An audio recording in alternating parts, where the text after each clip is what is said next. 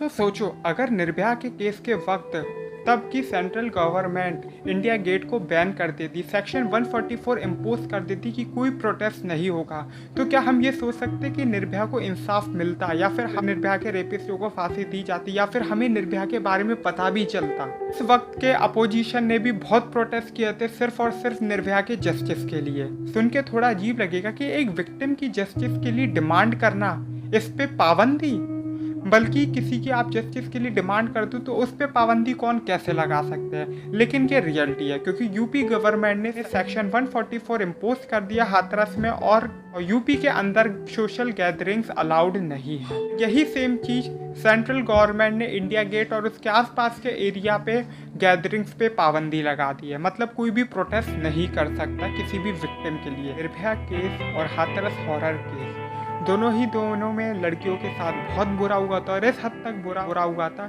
कि उन्हें सिर्फ और सिर्फ रेप की कैटेगरी में हम कैटेगराइज नहीं कर सकते। दोनों ही केसेस में प्राइवेट पार्ट्स को बहुत ही सीवियरली तरीके से इंजर्ड किया गया था, और दोनों ही केसेस में लड़कियां तड़प के अलविदा बोल गई। लेकिन दोनों केसेस को अगर मैं एक शब्द में बयान करना चाहूँ कि दोनों केसेस में सबसे बड़ा फर्क जो था वो क्या था, तो मैं कहूँगा किस्मत। कि निर्भया की किस्मत अच्छी थी, और शायद से हमारी हाथरस की गुड़िया की किस्मत इतनी अच्छी नहीं है। मैं ऐसा इसलिए बोल रहा हूँ, निर्भया के केस में 24 घंटों के अंदर दिल्ली पुलिस ने जितने भी क्रिमिनल थे, जितने भी अक्यूज थे, उन सबको पेश कर दिया था। लेकिन वही अगर हम बात करें हाथरस की गुड़िया की, तो फिर उसके जितने भी रेपिस्ट थे, जितने भी क्रिमिनल थे, जितने भी अक्यूज थे, वो सब 10 दिनों तक खुलेआम बेरोक टोक सम्मान और शान के साथ टहल रहे थे। उनको पुलिस ने छुआ तक नहीं था।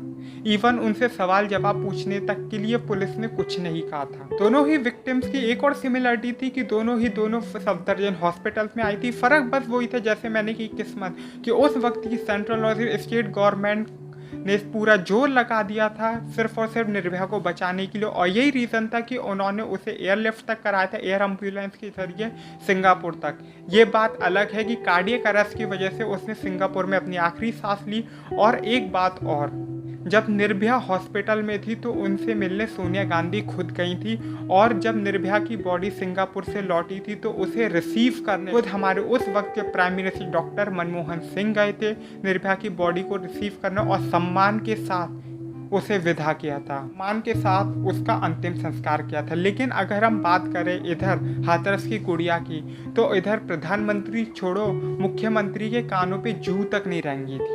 उन्हें कोई मतलब ही नहीं था इस केस से। हाथरस की गुड़िया का रास्ता सफदरजंग में ही खत्म हो गया। और ये काफी नहीं था कि सफदरजंग के बाहर जब लोगों ने प्रोटेस्ट किया इस बात का, तो फिर पुलिस पीठ पीछे सफदरजंग से उस लड़की की बॉडी चुरा लेती, और बॉडी ही नहीं चुराती बल्कि परिवार की इजाजत के बगैर गैर मौजूदगी में उसका अंतिम संस्कार रात के 2 बजे कर देती, सिर्फ और सिर्फ एविडेंसेस को डिस्ट्रॉय करने के लिए, ताकि उसका फिर से कोई मेडिकल एग्जामिनेशन नहीं कर दे। अब बात करने वाली ये है कि क्या उस वक्त ये गांव वाले जो आज बराबरी का दर्जा की कहानियाँ सुना रहे हैं वो उस वक्त नहीं थे? क्या उन्होंने रोकने की कोशिश नहीं की कि क्यों जला रहे हो? निर्भया के केस में दिल्ली पुलिस ने एक बहुत अच्छा रोल निभाया था, और एक बहुत अच्छा एग्जाम्पल सेटअप किया था कि कैसे निर्भया के केस में 24 घंटों के अंदर एक्यूज को पेश कर दिया था, और निर्भया के साथ खड़ी थी बेरोक टोक निडर तरीके से।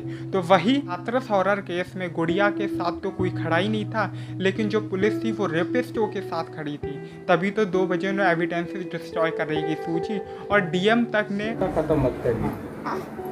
तो मीडिया वाले मैं आपको बता दूं, आज अभी आधे चले गए, कल सुबह तक आधे और निकल जाएंगे, 2-4 बजेंगे कल कहाँ, तो हम ही आपके साथ खड़े हैं। अब आपकी इच्छा, आपको बार बयान बदलना नहीं बदलना है अभी। और आपने वीडियोस देखे होंगे, डीएम तक ने उनके घर पे आके दबाव बनाया कि वो स्टेटमेंट चेंज करे, और उनके परिवार के लोगों का तो ये तक दावा कि डीएम ने पीटा तक था। हमारे ताऊ भी आ रहे थे कि हम तो अपने आदमी को बुला के लेके आएंगे, हम तो मीडिया वालों को बुला के लेके आएंगे। डीएम साहब धमकी दे रहे हैं, उनको धमकी दे रहे हैं, उनको मारा था, उनकी छाती बुला मारा था, उनकी अब ये सब किसके इशारों पे हो सकता है, क्योंकि आप अच्छी तरह जानते हो जो राज्य की पुलिस होती है वो राज्य की सरकारों की कठपुतली होती है। सीमा कुशवाहा जिन्होंने निर्भया का केस फ्री ऑफ कॉस्ट लड़ा था और रिजल्ट हम सब जानते हैं कि उन्होंने क्या रिजल्ट दिखाया।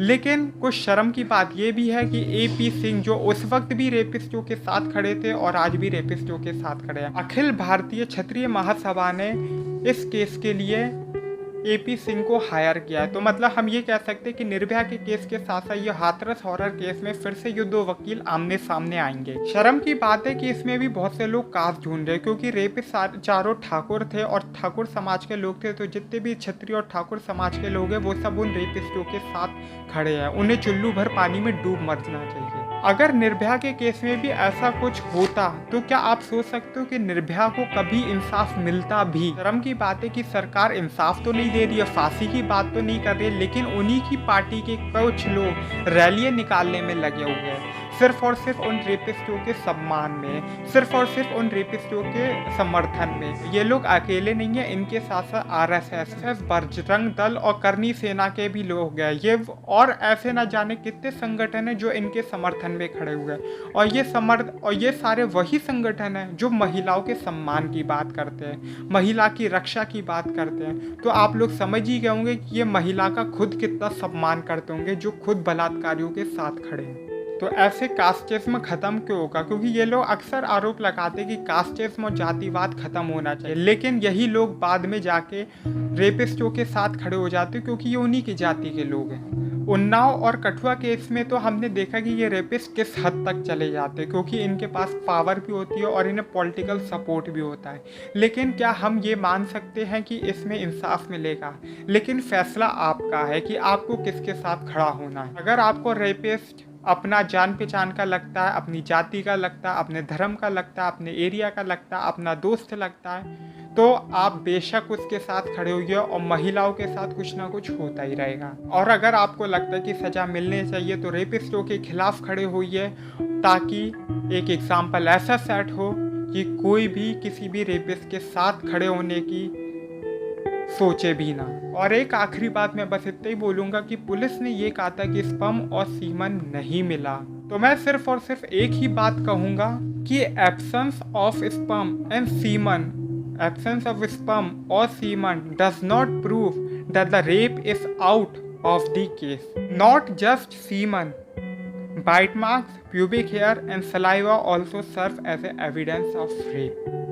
ये गांव वाले जो आज ये दिखा रहे हैं कि जो भी रेपिस्ट है उन्होंने कुछ किया ही नहीं, ऐसा हो ही नहीं सकता, मैंने देखा था कि ये माँ और बेटे की चाल थी।